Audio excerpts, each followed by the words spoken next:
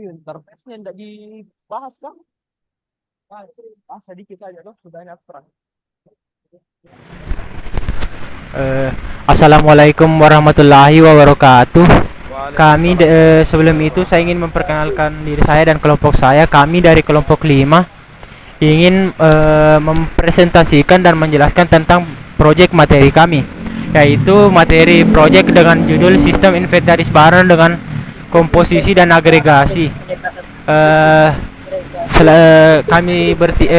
Sebelum itu saya ingin memperkenalkan kami kami bertiga, yaitu pertama-tama ada saya Andi Muhammad Ferela Merawan, dan juga ada Aden Hendrawan dan Muhammad Rawan. Haikal. Dan untuk selanjutnya kami akan langsung masuk ke dalam pembahasan materi. Jadi di sini kita bisa melihat ada require once abstract.php dan require once interface.php. Jadi requires ini tujuannya agar dapat mengakses fungsi yang ada pada abstrak PHP dan interface.php. Nah, di sini kita bisa lihat isi dari interface dan abstrak PHP. Dan nantinya indeks ini akan mengakses abstrak dan interface.php. Selanjutnya, pertama-tama ada kelas item standar. Kelas item standar di sini kita bisa lihat ada extend item abstrak dan implements dapat dipertaruhkan.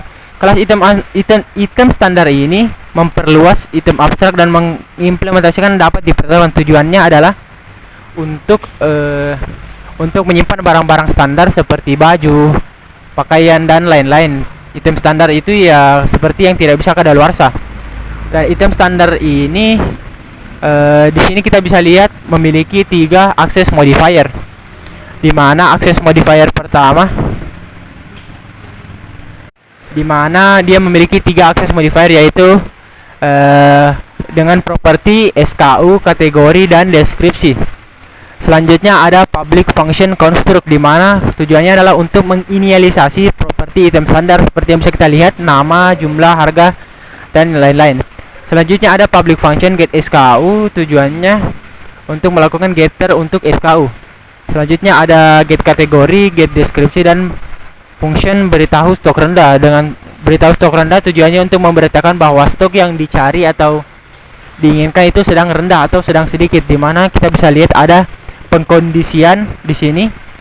If get jumlah kurang dari 10, maka akan mengeluarkan output peringatan stok rendah untuk item yang dicari. Dan selanjutnya itu kita bisa lihat ada kelas item perishable. Kelas item perishable di sini kelas item yang dapat rusak atau kadaluarsa, seperti makanan atau minuman. Di sini dia melakukan extend terhadap kelas item standar, yang dimana dia mengambil beberapa fungsi dari kelas item standar. Selanjutnya itu maksud saya kelas item perishable ini memiliki akses modifier private date time, di mana propertinya yaitu tanggal kadaluarsa, menunjukkan tanggal kadaluarsa dari barang yang kita cari atau kita tuju. Selanjutnya kita bisa melihat ada public function construct untuk menginisialisasi properti item yang dapat rusak, dan juga ada function get tanggal kadaluarsa untuk mengetahui tanggal kadaluarsa dari barang tersebut. Selanjutnya ada kelas gudang, di mana memiliki properti lokasi dan inventaris. Dan juga kita bisa lihat ada function get lokasi, di mana kita tujuannya untuk mengetahui lokasi barang tersebut ada di gudang mana. Dan juga di sini kita bisa lihat ada public function tambah item. Public function tambah item ini yaitu metode untuk menambahkan item ke gudang. Selanjutnya ada public function ambil item. Ambil item di sini fungsinya untuk mendapatkan item dari gudang. Lalu kemudian ada hapus item. Hapus item ini tujuannya untuk menghapus item dari gudang apabila item sudah dikirim. Jadi daftarnya akan dihapus. Selanjutnya ada daftar inventaris untuk mencantumkan semua item di gudang. Lalu ada function cari item untuk mencari item yang berada di gudang. Lalu selanjutnya ada juga urutkan item berdasarkan harga, untuk mengurutkan item berdasarkan harganya. Dan selanjutnya juga ada function buat laporan untuk menghasilkan laporan inventaris gudang. Lalu kemudian ada kelas transaksi. Kelas transaksi di sini fungsinya untuk mencatat transfer item. Maaf, maksud saya selanjutnya kelas transaksi akan dilanjutkan oleh saudara Aden Hendrawan.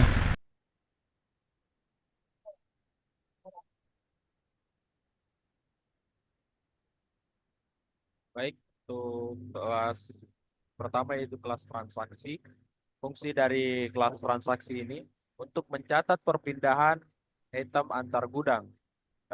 Adapun kelas transaksi ini mempunyai properti seperti nama item dari gudang ke gudang, jumlah, dan tanggal.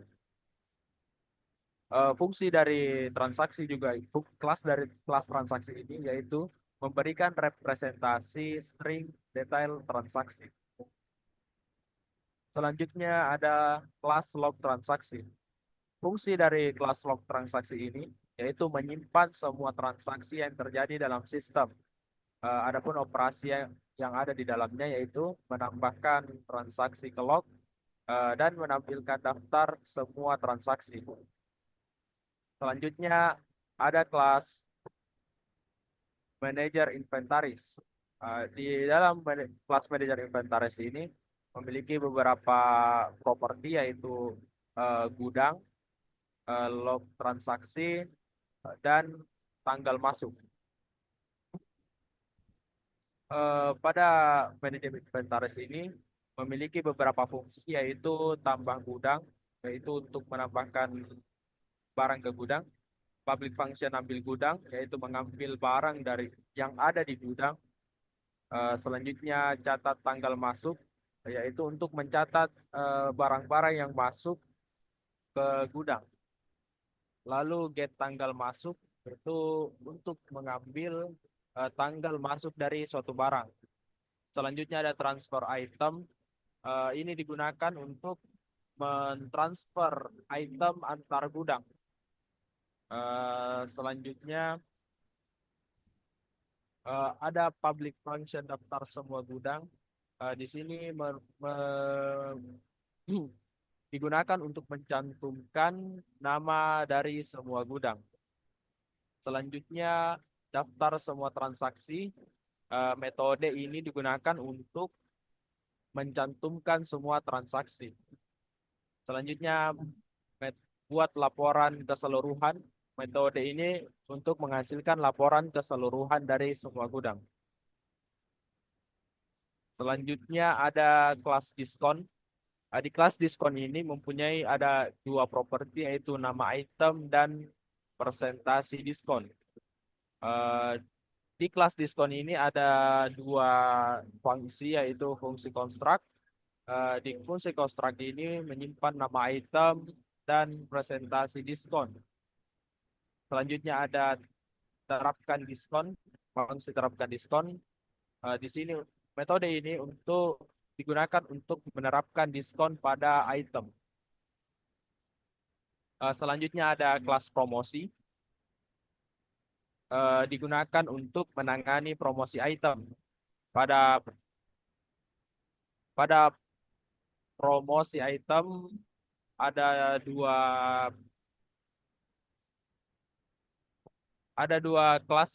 properti yaitu nama item dan detail properti. Ada dua fungsi yaitu construct untuk menginisiasi detail promosi dan getter untuk mengambil detail promosi.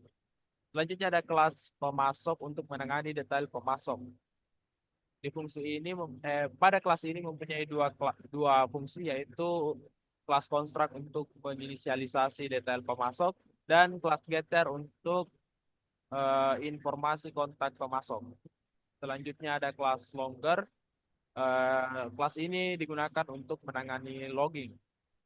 Ada tiga fungsi yaitu construct untuk menginisialisasi file log, catat untuk mencatat pesan, dan destruct untuk menutup file log. Selanjutnya kelas gudang auditable.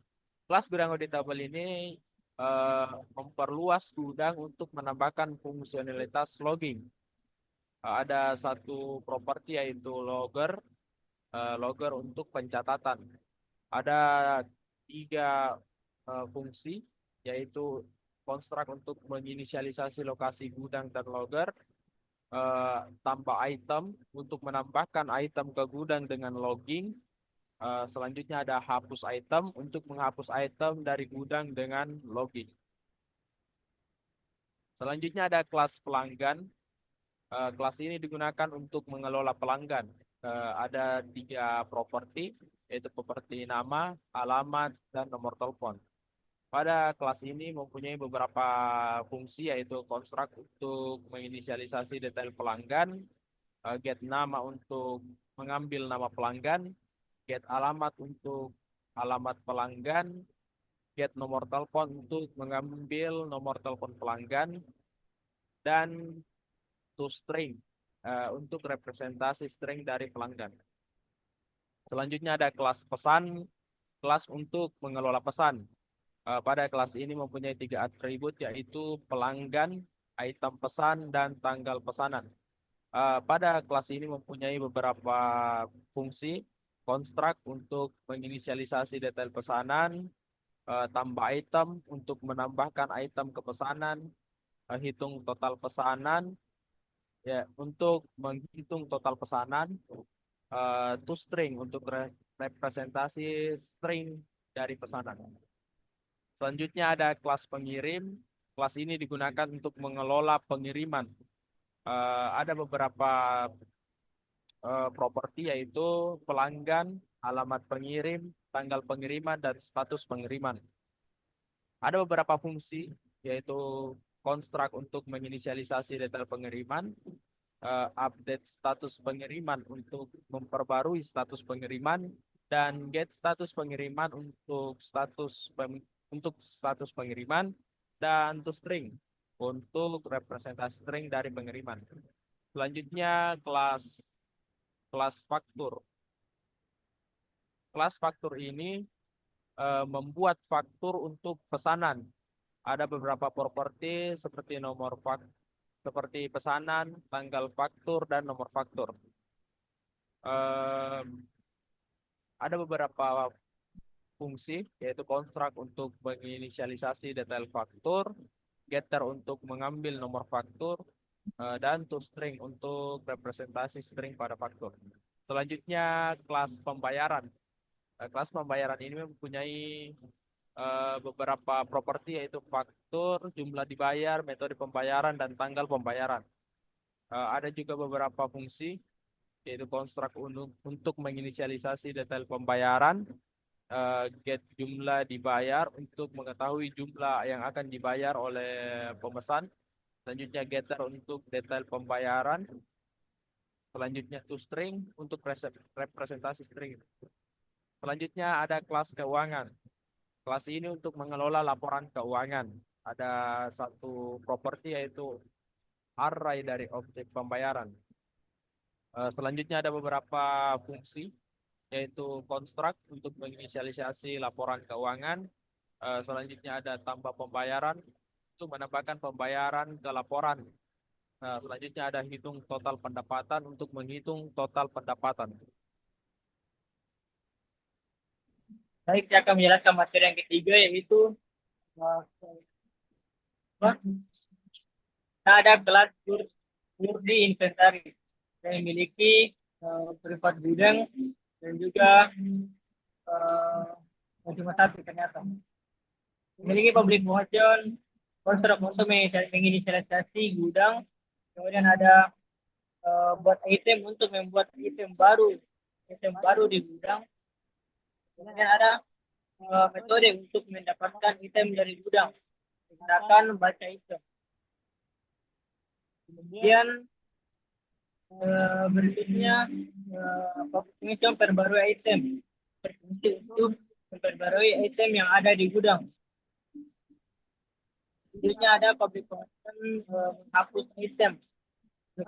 Public function menghapus item ini berfungsi untuk menghapus item-item yang ada di dalam gudang. Yang berikutnya ada kelas kategori item. Yang pertama ada nama kategori dan deskripsi kategori.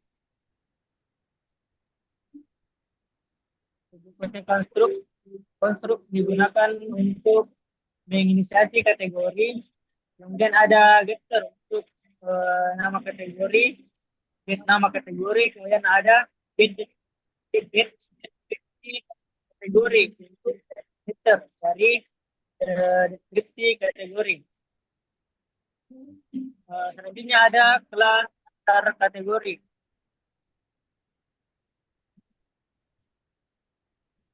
Memiliki public function tanpa kategori untuk merupakan kategori baru. Dan ada daftar kategori berfungsi untuk metode mendapatkan semua kategori. Kemudian ada segmen pemasok. Pertama ada daftar pemasok dan public functionnya itu tanpa pemasok yang berguna untuk menambahkan pemasok baru. Kemudian ada cari pemasok. Cari pemasok yang berguna untuk mencari pemasok berdasarkan nama item. Selanjutnya ada kelas hierarki item. Pertama nama, kemudian bentuk dan sub item. Selanjutnya ada konstruk untuk inisialisasi item. Kemudian ada tambah sub item untuk menambahkan sub item kepada kelas. Kemudian ada clustering untuk representasi string dari hierarki item.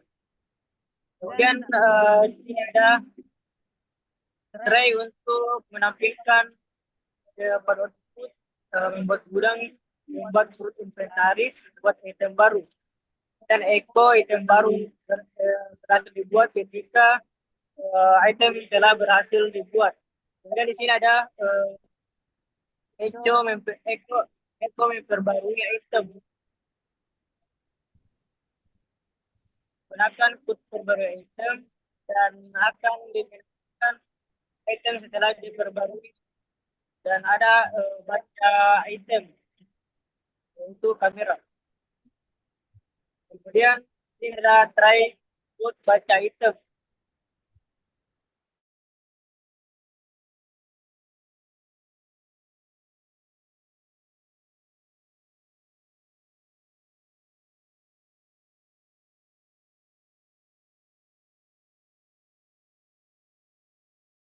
Sini ada mencari pemasok.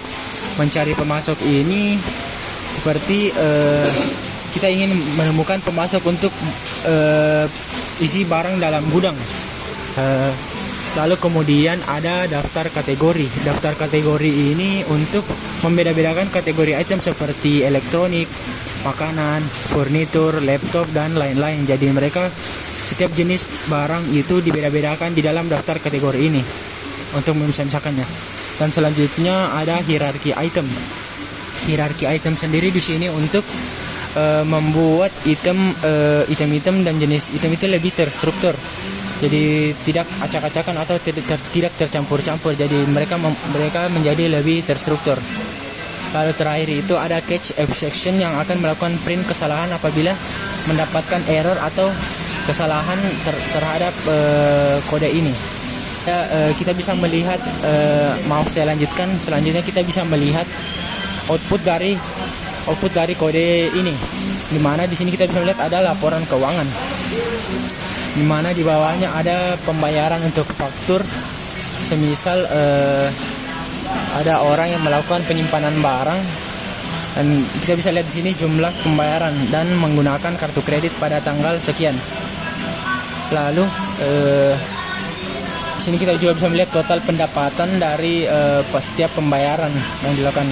Di sini kita bisa melihat contoh pengiriman untuk John Doe ke alamat yang tertera pada tanggal sekian dengan status terkirim. Ini ada lalu selanjutnya ada laporan inventaris keseluruhan, di mana laporan inventaris untuk gudang di New York kita bisa lihat ada item laptop jumlahnya 40 dengan harga sekian dan kategori elektronik. Ada juga item susu jumlahnya sekian, harga sekian dan kategori sekian. Selanjutnya ada laporan inventaris untuk gudang di Los Angeles. Ada item laptop jumlahnya 10, harganya sekian dan kategori elektronik. Selanjutnya ada laporan inventaris untuk gudang di New York. Kita skip saja, kita akan langsung ke log transaksi, di mana ada riwayat transaksi di mana ada 10 laptop dari New York kalau akan dikirimkan ke Los Angeles pada tanggal sekian, waktu sekian. Lalu ada fungsi membuat gudang. Juga kita di sini bisa melihat membuat item baru di mana item kamera berhasil dibuat. Di sini kita bisa lihat item ditemukan, item kamera jumlah 30, harganya sekian dan kategori elektronik. Lalu selanjutnya ada memperbarui item, di mana item kamera berhasil diperbarui setelah ditambah berhasil memperbarui item. Nah, setelah diperbarui kita bisa lihat item ditemukan.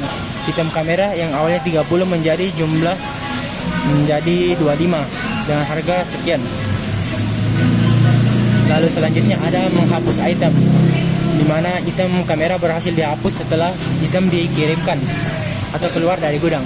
Lalu kita bisa lihat ada manajemen pemasok, di mana ini adalah informasi tentang manajemen pemasok. Dan di sini kita bisa lihat ada mencari pemasok. Apabila pemasok tersebut tidak ada dalam daftar pemasok, maka akan menampilkan pemasok tidak ditemukan. Lalu selanjutnya ada daftar kategori, di mana kita bisa lihat ada daftar kategori. Mungkin itu saja. Sekian dari presentasi dari kelompok kami. Kami memohon maaf apabila terdapat kekurangan dan apabila ada kesalahan dari kode kami. Sekian dari kami. Kami pamit. Wassalamualaikum warahmatullahi wabarakatuh.